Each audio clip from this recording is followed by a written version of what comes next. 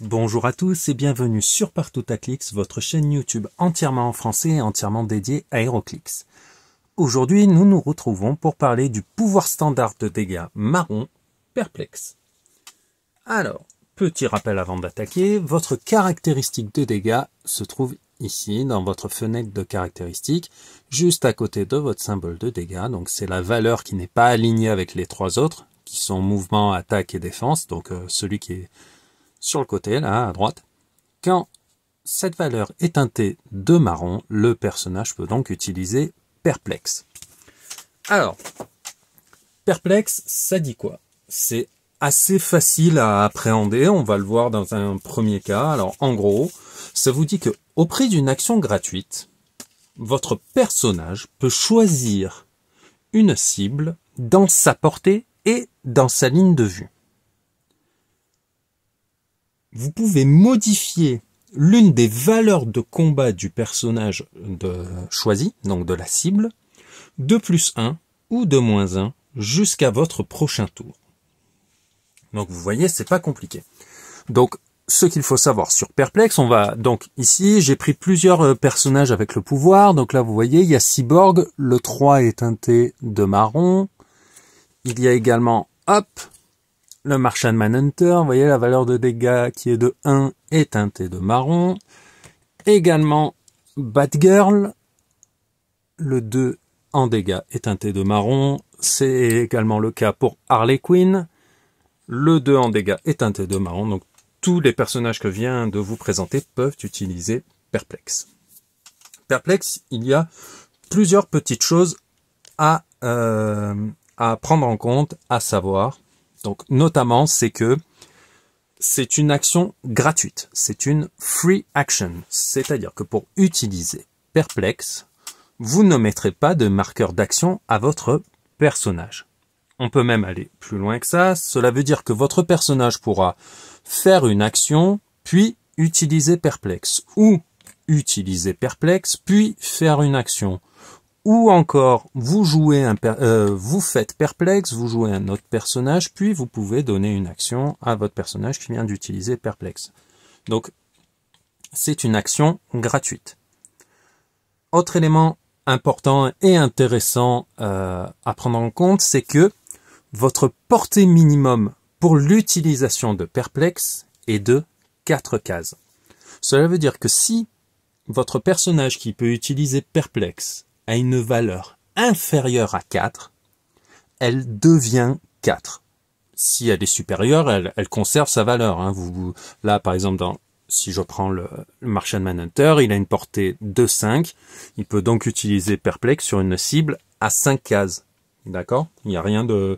Voilà, vous êtes pas... Le fait qu'il y ait un minimum n'affecte pas les valeurs supérieures. Et donc, Perplex, ça dit quoi? Donc je vous ai donné une première traduction assez lourde, puisque c'est celle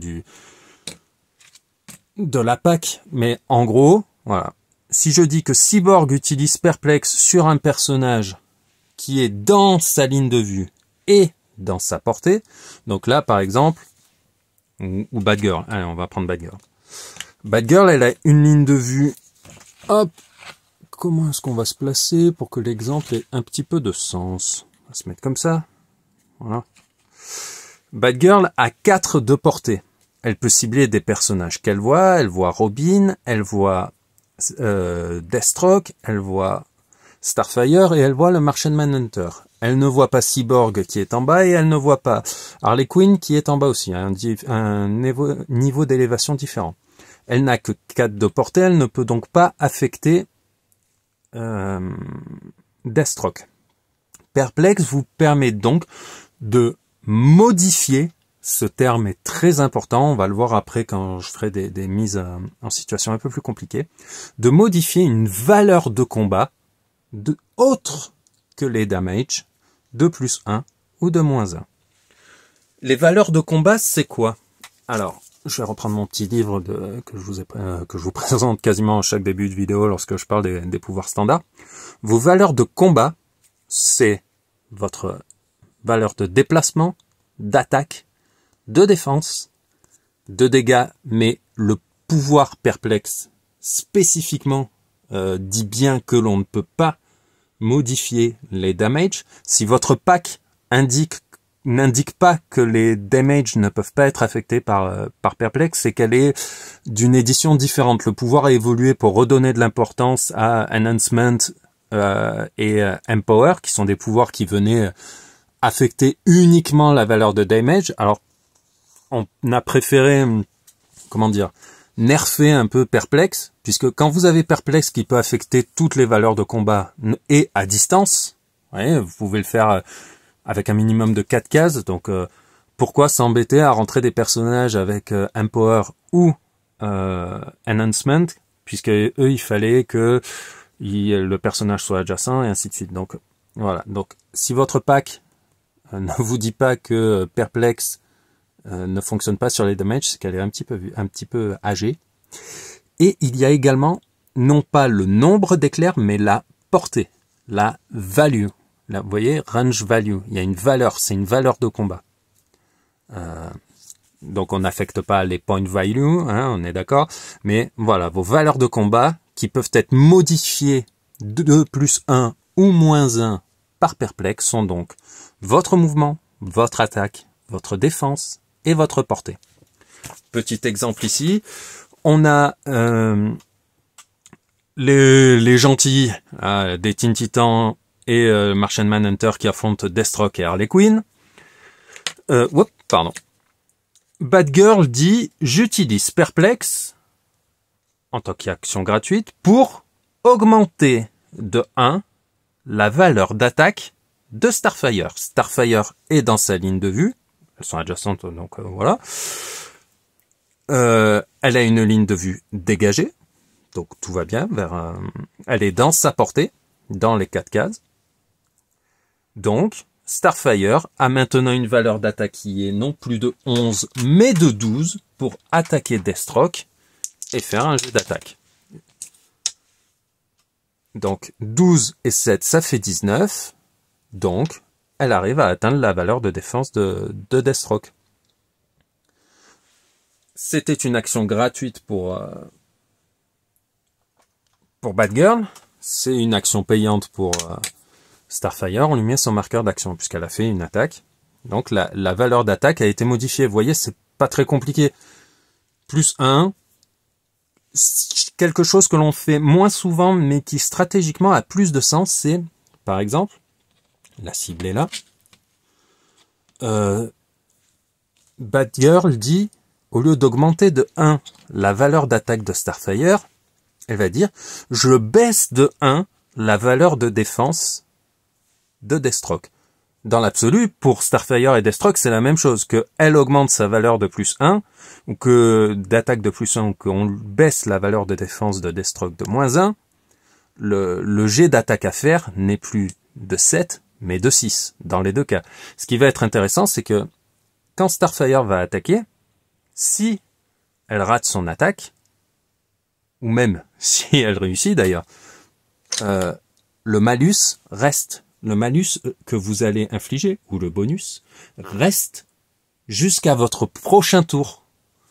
Donc ça veut dire que si on baisse la défense de Deathstroke de 1, que Starfire réussit son attaque, elle inflige 3 dégâts, 1, 2, 3, je vais pas tenir compte des stop clicks, des trucs, parce que c'est pour la vidéo. Là, Deathstroke a toujours -1 à la défense. Et donc qu'est-ce que ça fait? Ça permet aux alliés de Starfire de toucher plus facilement la cible. Alors que si on avait simplement dit j'augmente de 1 la valeur d'attaque de Starfire, alors ça aurait été tout aussi facile pour elle de toucher sa cible. En revanche, elle réussit son jet d'attaque comme tout à l'heure, très bien. En revanche, le malus ne bénéficie plus à tous ses alliés qui peuvent tirer sur Deathstroke, puisqu'il n'y a que elle qui a profité du +1 pour sa valeur d'attaque. Ce qu'il faut comprendre, c'est que, alors on va faire un petit cas, voilà, on va dire que pour voir la partie jusqu'à la fin, jusqu'à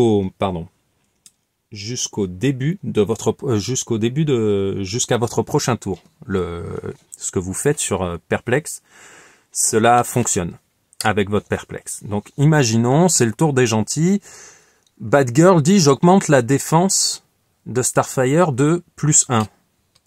Ok, très bien. Donc c'est une action gratuite, c'est au tour des méchants. Deathstroke attaque Batgirl, il réussit son jet d'attaque, il fait un superbe double 6, voilà, on va dire, et il met KO la figurine en un coup. La figurine n'est plus là. Si elle n'est plus là, il n'y a plus le perplexe qui a été utilisé. Donc, jusqu'au début, jusqu'à votre prochain tour, c'est sous condition que le personnage soit encore en vie, soit ait encore le pouvoir. S'il n'y a plus le pouvoir, Starfire n'a plus le bonus de défense qui lui avait été attribué par Batgirl, et donc Harley Quinn peut attaquer Starfire, par exemple, en profitant du fait qu'il n'y a plus le perplexe pour augmenter la défense. Vous voyez, jusqu'à votre prochain tour, c'est sous condition que le personnage a encore perplexe. À partir du moment où il n'y a plus le pouvoir, l'effet du perplexe disparaît. Il y a des pouvoirs qui, quand vous les perdez, continuent d'être actifs, comme barrière par exemple, mais c'est précisé dans le pouvoir. On vous indique even if this is lost, même si ceci est perdu. Là, ce n'est pas le cas. Donc, si votre personnage perd perplexe, le bonus qui a été attribué à un personnage ou le malus ne s'applique plus. Donc, voilà, on a vu les cas les plus simples. Hein. Je dis, hop, je la remets sur son clic de perplexe. Je dis que j'augmente de 1 la valeur d'attaque de mon allié, comme ça elle peut toucher plus facilement l'ennemi. Parfait. Je dis que je diminue de 1 la valeur de défense de l'ennemi, comme ça tous mes alliés ont plus de facilité à le toucher. Et comme, même s'il prend des clics, le malus reste, l'effet sera bénéfique pour tous mes alliés. Donc, vous voyez, ça c'est les cas les plus simples. Là où on va, comment dire, ça va se compliquer un petit peu. Hop, je vais décaler un peu la map pour qu'on comprenne un peu mieux ce que je vais faire. C'est lorsqu'il y a une succession de modificateurs. Puisque perplexe, on l'a vu, c'est modify. On modifie une valeur de combat. Dans HeroClix, il y a une règle qui dit que ça s'appelle la règle de 3. Cela dit que une fois que vous avez appliqué tous les bonus et tous les malus à une figurine, la valeur ciblée par ces bonus et malus ne peut pas modifier la valeur imprimée au-delà de 3. On va voir un exemple très précis, concret, là tout de suite. On a Cyborg. Sa valeur de défense est de, comme vous pouvez le voir, 18. Je le mets dans un terrain gênant. Nous avons hop, hop, hop, hop. Voilà. On va sortir Robin. Hop là, il s'en va. Donc, je vais vous écrire ici, comme ça, on va avoir ensemble. Sa valeur de départ est de 18. D'accord? Il peut utiliser Energy Shield Déflexion, le pouvoir standard de défense vert foncé qui lui donne une défense de +2, un bonus de +2 contre les tirs. Donc, je vais le marquer ici, contre les tirs. Donc, nous sommes d'accord que sa défense est de 18 +2. Pour l'instant, elle est de 20. Il est dans un terrain gênant. Hop, on va mettre Batgirl ici plutôt. Quand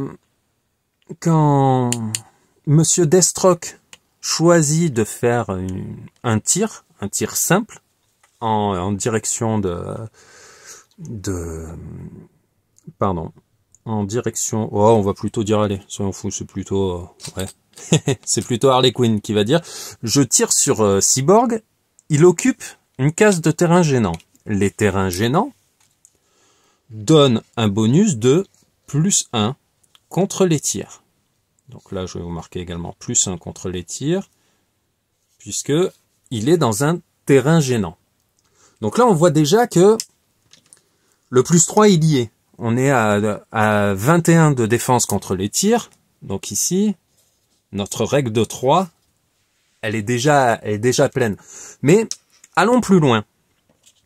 Le Martian Manhunter utilise Perplex pour augmenter la défense de Cyborg de +1. Même chose pour Batgirl. Ils veulent vraiment assurer le cachou qu'ils se prennent pas un tir de la part de Harley Quinn. Et même Cyborg va lui aussi utiliser son +1. Donc là, vous voyez, on est à... Je vais remonter la feuille parce qu'on sort de l'écran. Hop, on est à 18, plus 2 de énergie shield déflexion, plus 1 du terrain gênant, plus les 3 perplexes qui s'appliquent. On reste quand même...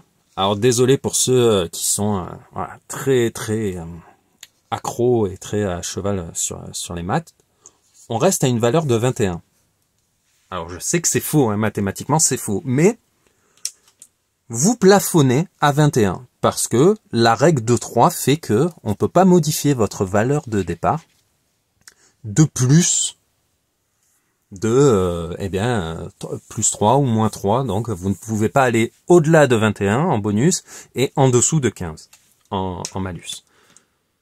Pour autant, les utilisations de Perplex que vous voyez là, qui ont été faites par le Martian Manhunter, Batgirl et Cyborg, ne sont pas perdues. Je m'explique.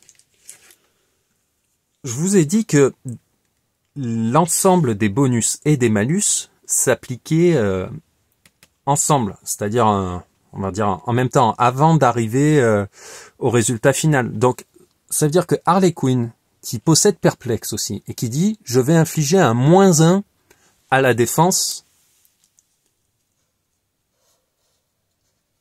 de Cyborg. » Le -1, il n'est pas infligé au résultat final.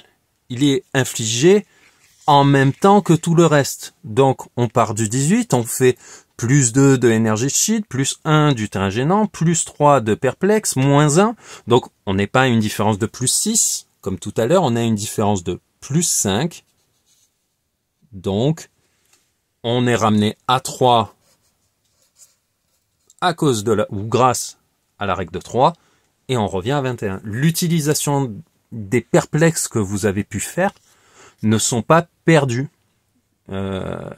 Il faudrait que l'adversaire ait 4 perplexes, qu'ils utilisent tous leurs perplexes sur la défense de Cyborg pour qu'il y ait une modification du résultat final. Puisque là, vous voyez, malgré un perplexe, on reste à plus 5, donc limité à plus 3, on est à 21. Donc il faudrait au moins 4 perplexes pour le redescendre à 20, parce que vous aurez mis le paquet pour protéger votre personnage. Alors ça, c'est toujours sous réserve que les gens ici puissent utiliser perplexe. Parce qu'imaginons que Deathstroke se déplace et qu'il fasse sauter les perplexes.